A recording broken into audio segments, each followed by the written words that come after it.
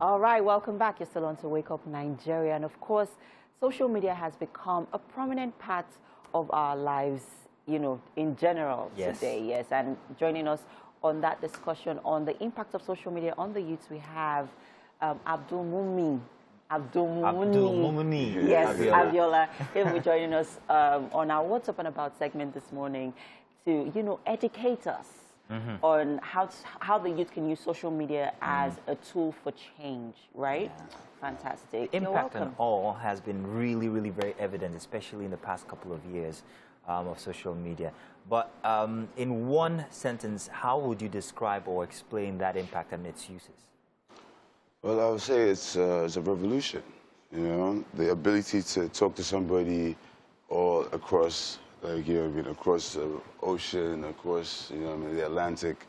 It's brought us more connections, and I think that's what the internet is, just a way to connect with people, but we need to do that in a constructive way. Okay. I think it's important that we do that in a constructive way.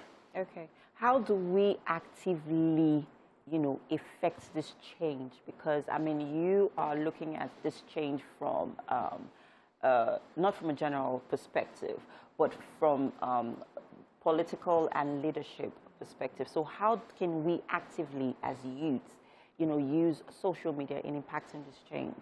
Well, I'll say this, social media is different in different countries, as you go around. So, I've been to the United States, I lived in America for a while, so I know what it is there. I know what it's being used for there. I think it's different in Nigeria. Okay. But even in that confinement, we've been able to blossom. We see kids doing wonderful things. In the beginning, you said, said something about, I'm going to educate. I'm not here to educate anybody. I cannot educate you. They probably even know more than I do. These young guys out there, they're doing wonderful things. They're changing the conversation. And I think what we need to do is to encourage them, push them forward, expose them to more things. You know what I think, and this is an argument I had the other day with a couple of friends. Social media is a disruptive tool, whether you like it or not.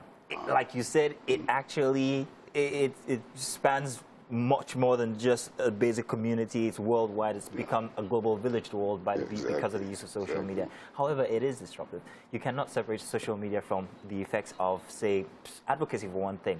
And it's very difficult to kind of get everybody on the same theme, the same pattern, the same thinking, the same vision. So how can we, as the youth, I don't know if I'm still considered youth, but how can we make sure that it doesn't become so disruptive that it becomes violent or, Well, that's simple. That's simple. The issue is not that social media is destructive. Like I just said, Well, not I didn't say destructive, disruptive. Disruptive, perhaps, yeah, it's disruptive. But when you say disruptive, what exactly do you mean? What I'm suggesting here is the people that would understand Twitter or that would understand Facebook or Instagram would have to be from a particular generation. It's like if my father were to be alive today, God rest his soul, I probably would be having arguments on a daily basis with him because we have come from two different time spans. He has a different outlook on life and everything. So what I'm trying to say is the only reason why it has come out to be something so hostile is because of the way people are perceiving it. Okay. For me, in my generation, we would look at this as a tool to get our information across, to get people to understand where we're coming from. But from the past, they would look at it more as a tool. So you're identifying two different generations and their perception of it. Yes, and you said something about you don't know if you're a youth. I don't know. How old are you? I'm 40. Oh, you definitely are a youth, my brother. You are a youth. Bring down your shoulders. You are a youth, my brother. And I'll tell you, this is my definition, and it's only my definition of a youth. It's somebody from 18 to 49. Wow, that's a long one, man. That is and I'm not trying to exclude anybody. I'm just saying that in my little window, I see people who are from the generation that I can identify with. It's important that the youth see their own population so they can identify with them. I heard something somewhere and they said, oh, when it's time to vote, the youth that are playing soccer. Of course, I'll be playing soccer too, because I can't relate to the person that is there. I'll be playing soccer as well. So what we need to do is we need to expose our youth to leadership positions. If we fail, yes, we can fail, but we need to do that. So, well, we've seen it in the social media space evolve, you know, in the last couple of years. And talking about using it as a tool for change, we've seen it actually happen. But along the run, I mean, we could use the NSAS protest as an example. But along the line, we've seen that it was compromised. yes, it was. Yes. And that's what I was trying to say. I mean, yeah. The vision always goes on a tangent. Yes. Somewhere, somebody just decides. Yeah, and well, over time, we have seen how young people are beginning to use the social media to, you know, effect that change, or to spread the word, or to, you know, give that form of information by creating, you know, contents that are, you know, very attractive, that are appealing, that are, you know, is there more that can be done? First of all, I do want to apologize to you guys, the TVC family. I've said this before, you know, for what happened at your thank you very much. At your place of work. Yeah, thank you. It's not right.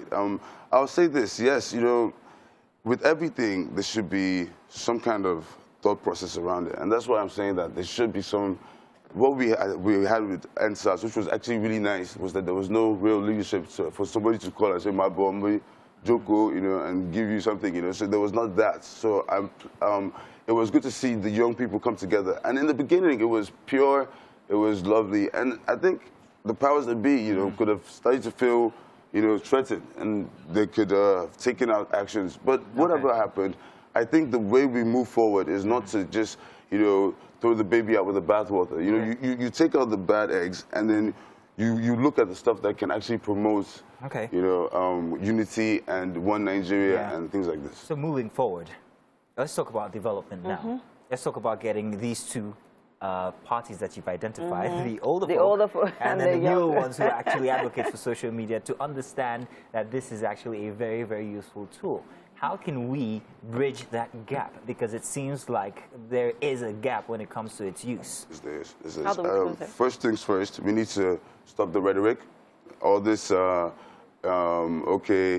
oh, you're only saying this because of this. We need that. We need to just be constructive in our criticism. It's very simple. You know, there's no reason for me to insult you. There's no reason to use bad language. We can talk to each other civilly. Respectfully, you know, because we're all Nigerians, and nobody has the, you know, nobody's alpha. There's no, you know, it's not like this. We're all Nigerians. My voice is just my opinion. We can talk about it. We can criticize ourselves, but we can still go to sleep. It's not something that we'll be saying, you know, I won't. You start fighting. There's no need for this. So what I suggest is, first of all, using and putting out content that is more enlightening. So we want to educate these guys. So I'm starting something on a podcast talking about the face of the new Nigeria. And the face of the new Nigeria, to me, is the face of the youth. They're the ones who are, like, you know, I mean, energetic. They're the ones that grew up in the issues that we're all facing. So they have the solutions already. It's inbuilt. You know what I mean? It's like you grow up in a situation, you have the solution all the more. You don't even know that you have the solution. You have the solution yourself. Don't look at anybody for your solutions. We need to come together.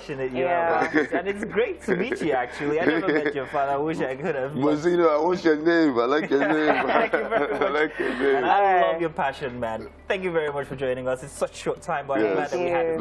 I'm glad I had it. We're looking forward to, well, seeing your project and also speaking to you next time. Inshallah. Yes, indeed. Do stay tuned. We have plenty more coming your way on Wake Up Nigeria.